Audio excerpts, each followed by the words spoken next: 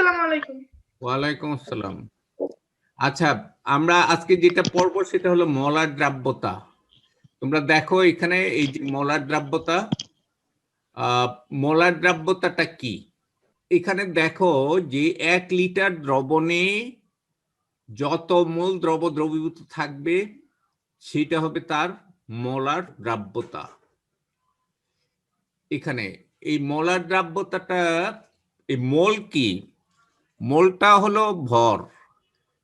আমরা বিশেষ করে আণবিক ভরকে যদি আমরা গ্রামে প্রকাশ করি তাহলে আমরা কি পাই? মল পাই। যেমন 1 মল কার্বন ডাইঅক্সাইড ইকুয়াল টু কত হবে? 44 গ্রাম। তারপরে যেমন দেখো কপার হাইড্রোক্সাইড, এটার 1 মল ইকুয়াল টু কি হবে? তার আণবিক ভরটা আমরা বের করব। বের করলে ওইটাকে যদি আমরা গ্রামে প্রকাশ করি তাহলে সেটা হবে মোলার। তাইলে গ্রাম আণবিক ভর বা মোল সংখ্যাটাকে আমরা এন দ্বারা প্রকাশ করি। কোনো একটা দ্রবের ভরকে তার আণবিক ভর দ্বারা ভাগ করলেই আমরা কি পেয়ে যাই? মোল সংখ্যা পেয়ে যাই। এখানে তাপমাত্রা একটা ফ্যাক্টর, এটা আমি আগেও বলছি যে তাপমাত্রা বাড়ালে কমালে দ্রাব্যতা বাড়ে কমে। তো এখানে দেখো নির্দিষ্ট তাপমাত্রায় কোনো দ্রাবকে কোনো দ্রবের যত মোল দ্রবীভূত হয়ে 1 লিটার সম্পৃক্ত দ্রবণ তৈরি করে তাকে ওই তাপমাত্রায় ওই দ্রাবকে ওই দ্রবের মোলার দ্রাব্যতা বলে। যেমন নির্দিষ্ট তাপমাত্রায় কোনো সম্পৃক্ত দ্রবণের প্রতি লিটারে সংশ্লিষ্ট দ্রবটির যত মোল দ্রবীভূত থাকে তাকে ওই তাপমাত্রায় ওই দ্রবের মোলার দ্রাব্যতা বলে। এটা দুইভাবে আমি সংজ্ঞাটা দিয়েছি। মোলার দ্রাব্যতাকে আমরা এস দ্বারা প্রকাশ করি। তাহলে মোলার দ্রাব্যতার এককটা কি হবে? মোল পার লিটার দ্রবণ। দেখছো, মোল পার লিটার দ্রবণ। গাণিতিকভাবে মোলার দ্রাব্যতা কি? দ্রবের গ্রামাণবিক ভর, ভর সংখ্যা। গ্রামাণবিক ভর সংখ্যা মানে কি? হ্যালো স্যার, একটা কথা বলবো? হ্যাঁ বলো। স্যার, এখানে যে মোলার দ্রাব্যতা দিলেন কাকে বলে, এটা যদি আগের সংজ্ঞাটার সাথে মিলিয়ে বলি তাহলে কি হবে যে 1 লিটার সম্পৃক্ত দ্রবণে যত মোল দ্রবীভূত থাকে তাকে সেই দ্রবণের মোলার দ্রাব্যতা বলে? হ্যাঁ, তাও হবে। একই তো কথা। 1 লিটার, এই 1 লিটার সম্পৃক্ত দ্রবণটা তুমি আগে বলতে পারো, কোনো অসুবিধা নাই। কারণ স্যার আমরা তো আগে 100 গ্রাম নিছিলাম না। হ্যাঁ, তো এইখানে কিন্তু এইটা না। এখানে হলো দ্রবণের ভরটা হলো আয়তন হিসাবে লিটারে। দেখছো, এই যে লিটার এককে সম্পৃক্ত দ্রবণের আয়তন, এইখানে মোল প্রতি লিটার আয়তন, মোল প্রতি লিটার আয়তন। এই যে দেখো এখানে এই জিনিসটা মোল পার লিটার দ্রবণ, অথবা সংক্ষেপে আমরা লিখবো মোল পার লিটার দ্রবণ। মোল MOL, মোল L⁻⁻1 বা পার লিটার দ্রবণ। তো এখানে গাণিতিকভাবে দেখো মোলার দ্রাব্যতা, দ্রবের গ্রামাণবিক ভর আর মোল একই জিনিস। বুঝতে পেরেছো? এটাকে আমরা বলি মোল সংখ্যা। আচ্ছা, মোল সংখ্যাটা আমরা কিভাবে বের করব? সেটা হলো কোনো একটা বস্তুর ভরকে তার আণবিক ভর দ্বারা ভাগ করলে আমরা মোল সংখ্যাটা পেয়ে যাই। W/m মোল। মনে করো একটা জিনিসের W গ্রাম আছে, তাইলে তার মোল সংখ্যা কি হবে? তার আণবিক ভর দিয়ে ভাগ করলে মোল সংখ্যাটা আমরা পেয়ে যাব। তারপরে দেখো কোনো দ্রাবকে কোনো দ্রবের মোলার দ্রাব্যতা। তাহলে মোলার দ্রাব্যতা বলতে আমরা কি বুঝি? তাইলে ওই দ্রাবকের সম্পৃক্ত দ্রবণের মোলার ঘনমাত্রা, তাই না? এই যে মোলার দ্রাব্যতাও আসলে মোলার ঘনমাত্রা। বুঝতে পেরেছো? এখানে একটা উদাহরণ দেখো তোমরা। 25 ডিগ্রি সেলসিয়াস তাপমাত্রায় কিউপ্রিক হাইড্রোক্সাইডের 250 সেন্টিমিটার কিউব সম্পৃক্ত দ্রবণে এত মোল কপার হাইড্রোক্সাইড দ্রবীভূত থাকলে উক্ত দ্রবণে কপার হাইড্রোক্সাইডের মোলার দ্রাব্যতা। তাহলে মোলার দ্রাব্যতা কি হবে? এই কপারের এখানে কত মোল আছে ওই মোলটা আমরা লিখলাম। এই যে মোল সংখ্যাটা তো দেয়াই আছে, মোলটা দেয়া আছে, তাই না? দেখো এখানে মোলের পরিমাণটা তো দেয়া আছে অলরেডি, মোলের পরিমাণটা দেয়া আছে, আর কি দেয়া আছে, আয়তনটা দেয়া আছে। তাইলে মোল পার লিটার এককটা হয়ে যাবে, এটা ক্যালকুলেট করলে আমরা পেয়ে যাব।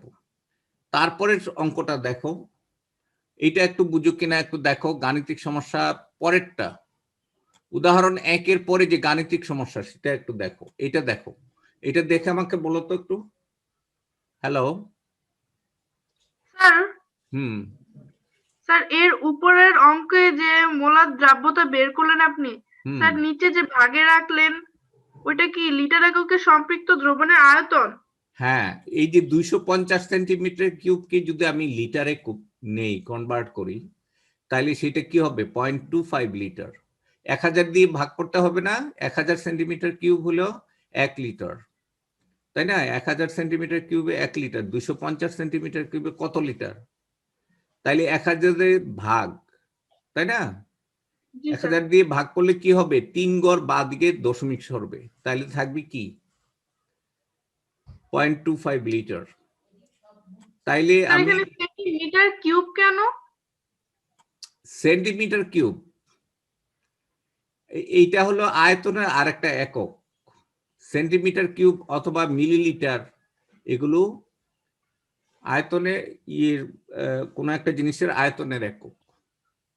সেন্টিমিটার কিউব বুঝো না? হ্যালো। স্যার এখানে তাহলে কয়টা 10 310? না, এই যে দেখো এইরকম আমি একটা বক্স আঁকি, তাই না? এই বক্স, এটা একটা আয়তকার একটা জিনিস আমি আঁকলাম। 1 সেন্টিমিটার কিউব বলতে আমরা কি বুঝি? এখানে দেখো এইটা হলো 10 সেন্টিমিটার, এখানে 10 সেন্টিমিটার, তারপরে দৈর্ঘ্য এইখানেও 10 সেন্টিমিটার, আবার উচ্চতাও 10, প্রস্থও 10 সেন্টিমিটার। তাহলে 10 সেন্টিমিটার কিউব ইকুয়াল টু, এটা আয়তনটা ইকুয়াল টু কি হবে, 10 সেন্টিমিটার সেন্টিমিটার হোল কিউব, তাই না? জি স্যার।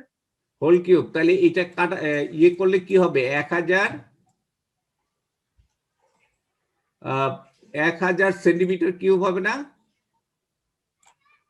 তো 10 সেন্টিমিটার কিউব ইকুয়াল টু কত? 10 সেন্টিমিটার ইকুয়াল টু হলো 1 ডেসিমিটার, 1 ডেসিমিটার, ডিএম।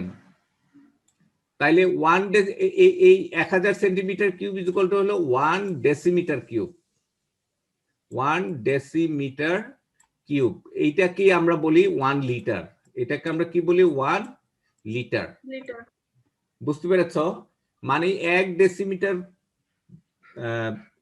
দৈর্ঘ্য বিশিষ্ট, দৈর্ঘ্য প্রস্থ এবং উচ্চতা বিশিষ্ট একটা পাত্রে যে পরিমাণ পানি বা তরল পদার্থ ধরে সেটাকে আমরা বলি 1 লিটার।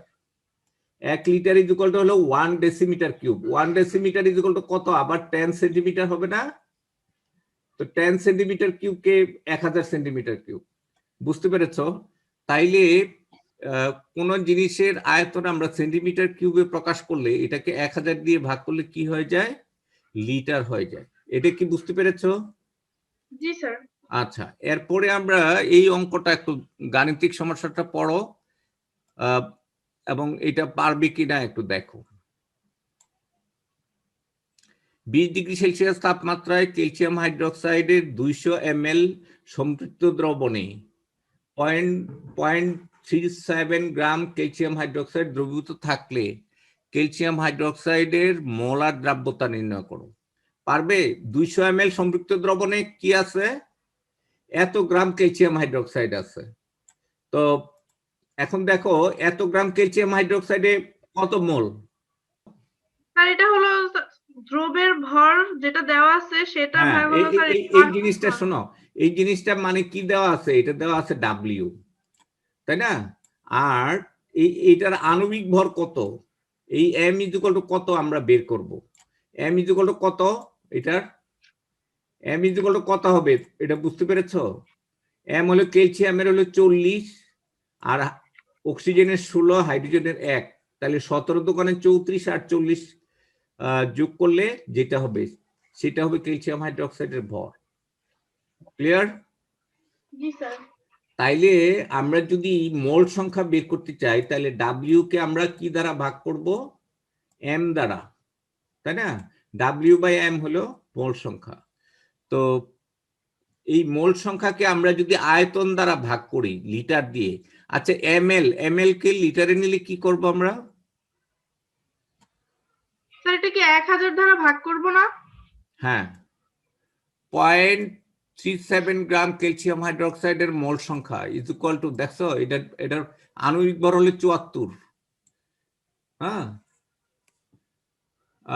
তো তাইলে মোল সংখ্যাটা আমরা পেয়ে যাই। তাইলে মোলার এই মোলার দ্রাব্যতা এস ইজ ইকুয়াল টু কি হবে, মোল সংখ্যা বাই লিটারে আয়তন, এটা 0.2 লিটার। ওই যে 200 ml ইজ ইকুয়াল টু কত, 0.2 লিটার। আর ক্যালসিয়াম হাইড্রোক্সাইডের আণবিক ভর 74 কেমনে হলো বলো দেখি? ক্যালসিয়ামের কত, ক্যালসিয়ামের হলো 40, তাই না? ক্যালসিয়ামের হলো 40, আর অক্সিজেনের কত 16, আর হাইড্রোজেনের কত 1। এই এখন এইটা দুইবার না, 16 আর একটা 17, 17 দুইবার। তাইলে এখানে হবে 40 প্লাস 17 ইন্টু 2, 40 প্লাস 34, তাইলে এটা সমান সমান হবে কত, 74। তাইলে এই 74 দিয়ে যদি আমি ভরটাকে ভাগ করি তাহলে তার মোল সংখ্যাটা আমরা পেয়ে যাব। বুঝতে পেরেছ? এখানে আরেকটা সূত্র আছে একবারে, S ইজ ইকুয়াল টু, এটা S ইজ ইকুয়াল টু আমরা আরেকটা সূত্র পাই, W বাই, দেখো W বাই M বাই কত, W বাই M টা হলো N, আর এইটা হলো ভি লিটার, এইটা হলো মোল, এটার একক হলো মোল। তাইলে এখন এইটাকে আমরা যদি ভালোভাবে লিখি তাইলে এটা কি হবে, ডাব্লিউ by MV mole per litre, clear?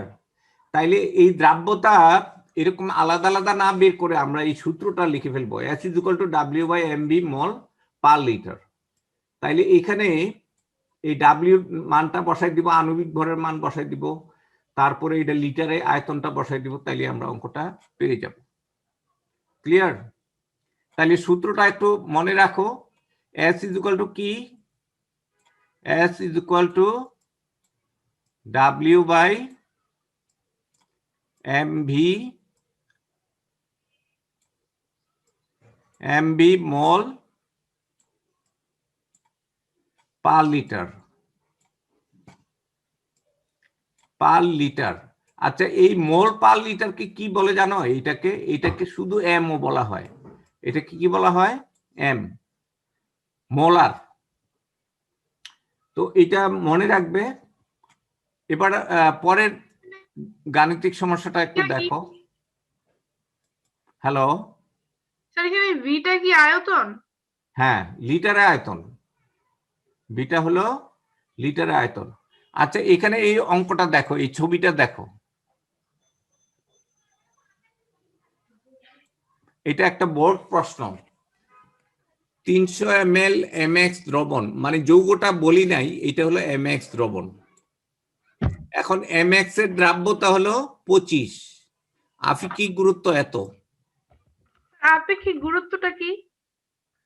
আপেক্ষিক গুরুত্বটা এই যে দেখো, আপেক্ষিক গুরুত্বের সংজ্ঞাটা আমি দিয়ে রাখছি এই যে এখানে।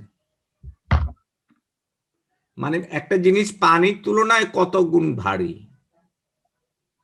বুঝতে পেরেছো? 4 ডিগ্রি সেলসিয়াস তাপমাত্রায়।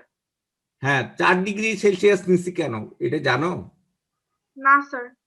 4 ডিগ্রি সেলসিয়াস তাপমাত্রায় পানির ঘনত্ব হলো সবচেয়ে বেশি, পানির ঘনত্ব সবচেয়ে বেশি। 4 এর নিচে হলে ঘনত্ব কমে যায়, আবার 4 এর উপরে গেলেও ঘনত্ব কমে যায়। বুঝতে পেরেছো? অর্থাৎ 4 ডিগ্রি সেলসিয়াস তাপমাত্রায় পানির ঘনত্ব হলো 1, অর্থাৎ 1 সেন্টিমিটার কিউব পানির আয়তন, পানির ভর হলো 1 গ্রাম। তাইলে এই 1 ml দ্রবণের ভর এইটাকে 1 দিয়ে ভাগ করলে আমরা পেয়ে যাই না, এই মনে করো এই দুটো রাশির অনুপাত হলো 1.2, এটা হলো আপেক্ষিক গুরুত্ব, তাই না?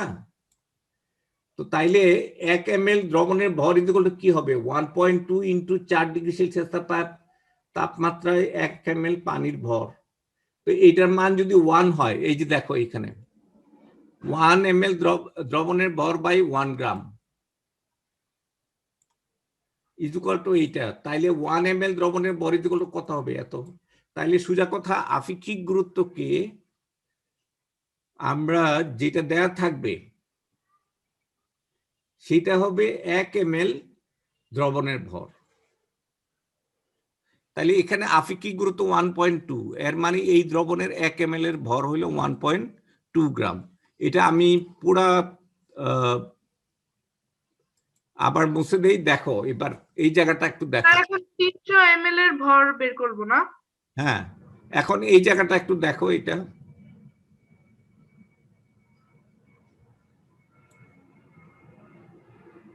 এখানে প্রশ্নটা হলো এইটা, এই উদ্দীপক পাত্রে mx এর ভর কত? এখানে দ্রাব্যতা দেয়া আছে। আচ্ছা, দ্রাব্যতাটা কি দ্রাব্যতা আমরা বলবো? এখানে মোলার দ্রাব্যতা, বুঝতে পেরেছো? এটাকে আমরা ধরবো, যখন মিলিলিটার বা লিটারে আসবে তখন এটা আমরা মোলার দ্রাব্যতা ধরবো, তাই না? হ্যাঁ। আর যদি স্যার গ্রামে থাকে? গ্রামে থাকলে ওইটা আণবিক ভর দিয়ে ভাগ করে আমরা মোলে কনভার্ট করে নিব, ওই যে W/M, বুঝতে পেরেছো? তো এখানে এই জিনিসটা একটু দেখো, দেয়া আছে দ্রবণের আপেক্ষিক গুরুত্ব এত। আপেক্ষিক গুরুত্ব মানে হলো 1 ml দ্রবণের ভর বাই সমায়তন, এই যে 1 ml পানির ভর, 1 ml পানির ভর ইকুয়াল টু কত? 1 গ্রাম। তাইলে 1 ml দ্রবণের ভর ইকুয়াল টু এত গ্রাম পেয়ে যাই। তাহলে 300 ml দ্রবণের ভর ইকুয়াল টু কত হবে? 360 গ্রাম। কি আর এখানে কি আমাদের দ্রবণের ভরটা চাইছে নাকি দ্রবণের মধ্যে দ্রবের ভরটা চাইছে? হ্যাঁ, এখন এই যে সূত্রটা, এই সূত্রটাই, এই যে দ্রবের ভর বের করার একটা সূত্র আমরা জানি না, ওই যে দ্রাব্যতা থেকে। তো তাই প্লাস 100 করলেন কেন নিচে? হ্যাঁ, তার নিচে প্লাস 100। আচ্ছা শোনো, দ্রাব্যতা S ইজ ইকুয়াল টু কি? S ইজ ইকুয়াল টু আমরা জানি কি দ্রাব্যতা S ইজ ইকুয়াল টু, এর আগে আমরা কি পড়েছিলাম? Sir S equal to M by M minus M into 10 M by M 100 by M minus M into 100। তো এইটা এই সমীকরণটা সলভ করলে, এই সমীকরণটা সলভ করলে এইটা পাওয়া যায়। হ্যাঁ স্যার, এটা পাওয়া যায়। M is equal to SM by হ্যাঁ, S plus 100। এই সমীকরণটা তুমি লিখেও করতে পারো, এখানে S এর মান তুমি 25 বসাই দাও, তাই না? তাইলে তুমি M আননোন, এখানে দ্রবণের ভর তো জানো, দ্রবণের ভর বসাই দাও, তাইলে এই ছোট m এর মান পেয়ে যাবে না? স্যার এই সূত্রটা যখন ব্যবহার করছি তখন তো স্যার এখানে মোল সংখ্যা বা এত মোল যে দ্রাব্যতা এটা বুঝায় করি নাই। যাই হোক, তুমি যদি দ্রাব্যতা 25 বসাও এখানে, এখানে 25-এ তো কোনো এককবিহীন রাশি এটা, তাই না? জি স্যার। তো এখন এখানে ক্যালকুলেট করলে এটা গ্রামই আসবে, এটা গ্রামই আসবে। ক্লিয়ার? দ্রবণের ভরটা আমরা বের করলাম, শোনো এখানে আমরা দ্রবণের ভরটা আমরা বের করলাম, এখানে মোলার দ্রাব্যতার কোনো প্রয়োজন নাই, এখানে এই দ্রাব্যতার সূত্রের মধ্যে বসাই দিচ্ছি, এই যে S এর মান বসাবো, M এর মান বসাবো, আর এইখানেও আবার S এর মান বসালে এটা পেয়ে যাব। আর এটা কিভাবে পাই? 300 ml দ্রবণ আর 360 গ্রাম দুইটা কি সেম? 300 ml দ্রবণের ভর কত গ্রাম এটা আমরা বের করতে, এই যে স্যার ml-টা কি তাহলে এখানে আয়তন? হ্যাঁ, ml আয়তন না, মিলিলিটার। শোনো, দ্রাব্যতা হলো দ্রবের ভর বাই দ্রাবকের ভর ইন্টু 100, তাই না? তাহলে G S sir. Is equal two হলো দ্রবের ভর গ্রামে। তাহলে এইটা হলো এখানে এম, তারপরে এখানে হলো এম মাইনাস এম ইন্টু 100। এখন তুমি এটার মান দেওয়া আছে 25, এটার মান হলো 25, আর এই এম এর মান এটা গ্রামে নিতে হবে না? হ্যালো, জি স্যার, এটাকে গ্রামে নিতে হবে। কিন্তু এখানে তো গ্রামে নাই, এখানে দেওয়া আছে 300 ml। তো 300 ml এর ভর কত গ্রাম সেটা আমরা কিসের থেকে বের করবো? আপেক্ষিক গুরুত্ব থেকে। এই ml কে যদি আমরা আপেক্ষিক গুরুত্ব দিয়ে গুণ করি তাইলে আমরা ভর পেয়ে যাই। এই যে দেখো,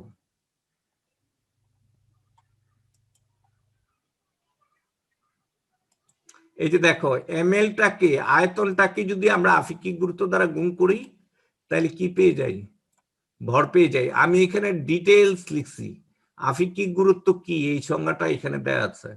বসিয়ে আমরা সমাধান করে এইটা পাই, 1 ml এর ভর এত, তাহলে 300 ml এর ভর কত এটা আমরা পেয়ে যাই। ক্লিয়ার? এরপরের অঙ্কটা দেখো, এটা কি পারবে করতে? এটা আমাকে একটু বলো তো দেখি, এটা নিজেরা পারবে কিনা, কি করবে এটা আমাকে একটু স্যার, বলো। স্যার প্রত্যেকবারই কি দ্রব্যের আপেক্ষিক গুরুত্ব 1.2 দেওয়া থাকবে? নো, এইটা এইটা আমি এখানে একটা অঙ্ক বানিয়েছি, এখানে 1.2 না দিয়ে যদি আমি 1.5ও দিতাম অসুবিধা নাই। স্যার তাহলে এই 1.5টা কিসের মান? 1 ml দ্রবণের ভর? হ্যাঁ, 1 ml দ্রবণের ভর। আচ্ছা, একটা জিনিস, একটা দ্রবণ যদি খুব ঘন হয় তাইলে তার আপেক্ষিক গুরুত্ব বেশি হবে না? আবার যদি পাতলা দ্রবণ হয় তাহলে সেটার আপেক্ষিক গুরুত্ব কমে যাবে। ঘন দ্রবণের ভর আর পাতলা দ্রবণের ভর কি এক হবে? হবে না, না স্যার। তাহলে আপেক্ষিক গুরুত্ব চেঞ্জ হয়ে যাবে, তাই না? স্যার এটা পারবো তাহলে। আচ্ছা, এইটা স্যার করে আপনি আমাকে যে দেখাবে। উপরে ওই যে মানে 1.2 ইজ ইকুয়াল টু যে 1 ml দ্রবণের ভর ভাগ 4 ডিগ্রি হ্যাঁ, সেলসিয়াস তাপমাত্রায় 1 তাহলে এই ml শোনো, পানির ভর। স্যার এটা যদি আমি না লেখা শুধু সরাসরি লিখি যে 1 ml দ্রবণের ভর হ্যাঁ হ্যাঁ এত, হবে, শর্ট করে লিখলে হবে। 1 ml এর 1 এখান থেকে লিখতে পারো। সুতরাং 1 ml দ্রবণের ভর এত গ্রাম, এত ml দ্রবণের ভর এত গ্রাম। এখানে 1.2 বলছিলাম, আর এটা এখানে এই 300 জায়গায় হবে 500, তাই না? আর জি এইখানে স্যার। সূত্রটা শর্ট করেও বসাতে পারো অথবা পুরোপুরি সূত্রটাও বসাতে পারো, তাই না? জি স্যার, বুঝতে পারছি। আচ্ছা, এরপরের অঙ্কটা দেখো, এখানে তাপমাত্রার একটা ফ্যাক্টর। এইটা একটা বোর্ড প্রশ্ন। এই প্রশ্নটা দেখো, এই যে এই প্রশ্নটা দেখো, দেখো বুঝতে পারো কিনা। এখানে একটা 300 গ্রাম ভরের একটা দ্রবণ, যার দ্রাব্যতা হলো 35। এটাকে ঠান্ডা করলে এখানে নিচে ক্যালাস জমা হয়, এই যে ক্যালাসগুলো। তাইলে এখানে দ্রবণ কিন্তু আর এটা থাকবে না, দ্রবণ হবে এই জায়গাটা, ক্যালাসটা বাদ দিলে এটা হবে দ্রবণ। তো এইখানে তাপমাত্রা কমিয়ে আনছি আমি 25 ডিগ্রি সেলসিয়াস তাপমাত্রায়, দ্রাব্যতা হলো 20। তাইলে এইখানে দ্রবের পরিমাণ কত এটা বের করব, আর এইখানেও দ্রবের পরিমাণ কতটুকু বের করব। বের করে দুই দ্রবের পার্থক্যটাই হবে এইটা, বুঝতে পেরেছ? আবার এইখানে দ্রাবকের ভর তো এখানে যা আছে এখানেও তা, তাই না? দ্রাবকের ভর মানে স্যার এম মাইনাস এম, শোনো, এম মাইনাস এম হলো দ্রাবকের ভর, তাই না? এইখানেও এম মাইনাস এম একই হবে, তাই না? আর স্যার একটা কথা বলবো? হ্যাঁ বলো। স্যার প্রথম বিকার আর দ্বিতীয় বিকারে সম্পৃক্ত দ্রবণের পরিমাণ কি সেম থাকবে না? না, দ্রবণ মানে পুরাটা। নিচে যদি তলায় জমা পড়ে যায় দ্রবণের পরিমাণ কমে যাবে, কারণ দ্রব তো কিছু কঠিন আকারে জমা হয়ে যাবে, দ্রব তো এখানে কমে যাবে।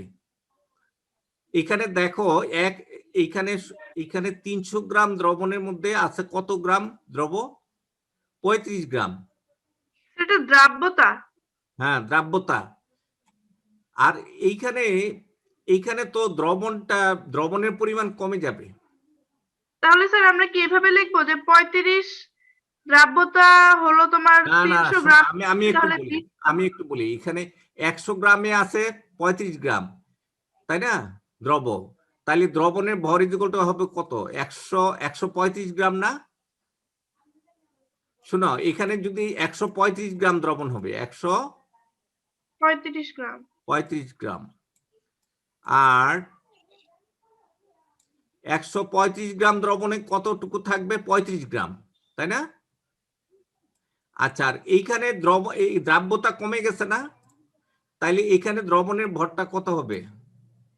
100 দ্রাবক যদি 100 গ্রাম 120। হয়, আর এখানে দ্রব হইব 20 গ্রাম, তাইলে এখানে 120 গ্রামে থাকবে কতটুকু? 20 গ্রাম, তাই না? 120 গ্রামে থাকবে 20 গ্রাম, গ্রাম। তাই না? তো তাইলে এখানে দ্রবণের পরিমাণ কমে যাচ্ছে না? আচ্ছা, এখন দেখো, দ্রবণের পরিমাণ হলো 300 গ্রাম এখানে, তাই না? দ্রবণ এবং দ্রাবক মিলিয়ে হলো 300 গ্রাম। তুমি এখানে অঙ্কটা আগে চিন্তা করো কিভাবে করবে, সমাধান করবে কিভাবে, এটা চিন্তা করো। এই যে ক্যালাসের পরিমাণ নির্ণয় করো, এটা অঙ্ক খুব ইম্পর্টেন্ট একটা জিনিস। তারপরে এই দ্রবণটা এইখানে তো অসম্পৃক্ত হয়ে গেল না? এটা এই দ্রবণের তলায় কিছু পড়ে গেছে, তাইলে এই দ্রবণটা কি সম্পৃক্ত না অসম্পৃক্ত? উপরের অংশটা সম্পৃক্ত। হ্যাঁ, এখন এইটাকে সম্পৃক্ত দ্রবণ তৈরি করতে হলে আমি যদি বাহির থেকে কিছু পানি যোগ করে দেই, দ্রাবক, তাইলে কি হয়ে যাবে? এটা সম্পৃক্ত হয়ে যাবে না? বাহির থেকে তাহলে কতটুক ব্যবহার করবে এটা বুঝবো কিভাবে? হ্যাঁ, সেটা অঙ্ক করে আমরা বের করব। দেখো, এটা সমাধান আমি করে রাখছি, একটু ভালো করে দেখো, আগে পড়ো ভালো করে। সূত্র দিয়ে আমরা এই যে ভর বের করার, 70 ডিগ্রি সেলসিয়াস তাপমাত্রায় এই যে দ্রবণটা যে ছিল, এইখানে কত গ্রাম দ্রব ছিল, এটা আমরা বের করি, তাই না? এটা কি? এটা ছোট এম না? হ্যালো, জি স্যার। এটা হলো ছোট এম। তাইলে দ্রবণের ভর কত? 300 দ্রবণের গ্রাম ভর। না? তাইলে বড় এম থেকে যদি ছোট এম বিয়োগ করি, তাইলে এই দ্রাবকের পরিমাণটা আমরা পেয়ে যাই না? দ্রাবকের ভর পাবো। হ্যাঁ, এখন দ্রাবক যে 100 গ্রাম তো না, এই দ্রাবকের পরিমাণটা আমরা পেয়ে যাব। এই যে দ্রাবকের পরিমাণটা, এইটা হলো দ্রাবকের পরিমাণ। ক্লিয়ার? আচ্ছা, দ্রাবকের পরিমাণ যদি আমরা পেয়ে যাই, দ্বিতীয় ক্ষেত্রে আসো। প্রথম ক্ষেত্রের দ্বিতীয় ক্ষেত্রটায় আসো। এইখানে এই দ্রাব্যতা হলো 25 ডিগ্রি সেলসিয়াস তাপমাত্রায় দ্রাব্যতা হলো 20। এখন তাইলে দ্রাব্যতা আর এখানে দ্রাবকের পরিমাণটা তো আমরা বের করলামই, এটা, তাই না? তাইলে আমরা দ্রাব্যতা জানি, দ্রাবকের পরিমাণ জানি, তাইলে আমরা এখান থেকে ছোট এম দ্রবের পরিমাণ কত বের করতে পারবো না? এই যে এই সূত্রের মধ্যে আমরা কি কি জানি? দ্রাব্যতা জানি, এই এম মাইনাস এম এর মান জানি, তাইলে M is equal to what, এটা আমরা বের করব। এই যে এম ইজ ইকুয়াল টু হলো এত গ্রাম। এটা কি বুঝতে পেরেছো এটা? হ্যালো, জি স্যার, বুঝতে পারছি। আচ্ছা, তো তাইলে 300 গ্রাম সম্পৃক্ত দ্রবণের তাপমাত্রা 70 থেকে 25-এ নামিয়ে আনলে কতটুকু জিনিস জমা পড়বে? যে প্রথমে যেটা ছিল আর যেটা, হ্যাঁ দ্বিতীয়তে দ্রব কমে গেছে, আর যতটুকু হ্যাঁ, কমছে এখানে সেটা যতটুকু দ্রবীভূত আছে, শোনো, এই জিনিসটা মানে যতটুকু দ্রবণে দ্রবীভূত আছে, দ্রবীভূত তাহলে বাকিটা তলায় পড়ছে। ক্লিয়ার? জি স্যার, বুঝতে পারছি। আচ্ছা, এটা বিকল্প ভাবে কি করতে পারবো? এটা কি বিকল্প উপায়ে আমরা করতে পারবো? হ্যাঁ স্যার, এটা চাইলে বিকল্প উপায়ও করা যায়। হ্যাঁ, করব কিভাবে? যে 135 গ্রাম দ্রবণের তাপমাত্রা তোমার 70 থেকে যদি আমরা 20-এ নামিয়ে আনি, তাহলে কতটুকু দ্রবীভূত হবে আর অদক্ষিপ্ত হবে? 170 তোমার 135-এ আছে। 135 কেমনে পাইলাম? মনে করো দ্রাবক হলো 100, তাহলে দ্রব কত হবে? 35। 35। তাহলে 135-এ 35 গ্রাম দ্রবণের তাপমাত্রা যদি আমরা কমিয়ে আনি, কত থেকে? 70 ডিগ্রি থেকে যদি আমরা 25 ডিগ্রি সেলসিয়াস তাপমাত্রায় আমরা যদি কমিয়ে আনি, তাইলে আমার জমা পড়বে এখানে 135 25-এ কত বলো দেখি? 70 হলো 135 গ্রাম, আর 25-এ হলো কত গ্রাম? 120 গ্রাম। তাইলে কতটুকু জমা পড়বে এখানে? 5 আর হলো কত? 15। 15 গ্রাম জমা পড়বে, তাই না? তাইলে তাপমাত্রা, এত গ্রাম দ্রবণের তাপমাত্রা যদি আমরা এখন এই 300 গ্রাম দ্রবণের তাপমাত্রা যদি আমরা এখানে এই এত থেকে এত কমাই, কতটুকু পাওয়া যাবে? বুঝতে পেরেছো? স্যার আমাদের স্যার এটা এইভাবে করতে হবে না যে 120 গ্রামে না, 135 গ্রাম দ্রবণের তাপমাত্রা যদি আমরা 70 থেকে 25-এ নামাই, তাইলে আমাদের জমা পড়বে 15 গ্রাম, তাই না? এখন এই 1 300 গ্রামে কত আর 300 গ্রামে কত? হ্যাঁ, ইজি করে দেখবা ওইটা কত হবে বলো দেখি? 15-কে আমরা কি দিয়ে 15, তারপরে এটাকে আমরা কি দিয়ে ভাগ করব? 15 ভাগ 135। 135, তারপরে ইনটু কত হবে? 300, তাই না? জি স্যার। তা এটা ক্যালকুলেট করে বলো তো কত হবে? 3.3.33 সামথিং। হ্যাঁ, তো স্যার মিলে না তো অ্যান্সার। কেমনে? ক্যালাসের পরিমাণ ও 3.334। হ্যাঁ স্যার, মিলছে।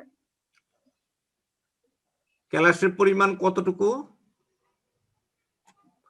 3.334 গ্রাম। 3.3 হয়? আচ্ছা, আমি আবার রাখো, আমি এটা 33.33 একদম দাও। হ্যাঁ হ্যাঁ, এই যে দেখো এখানে আমার যেটা করতে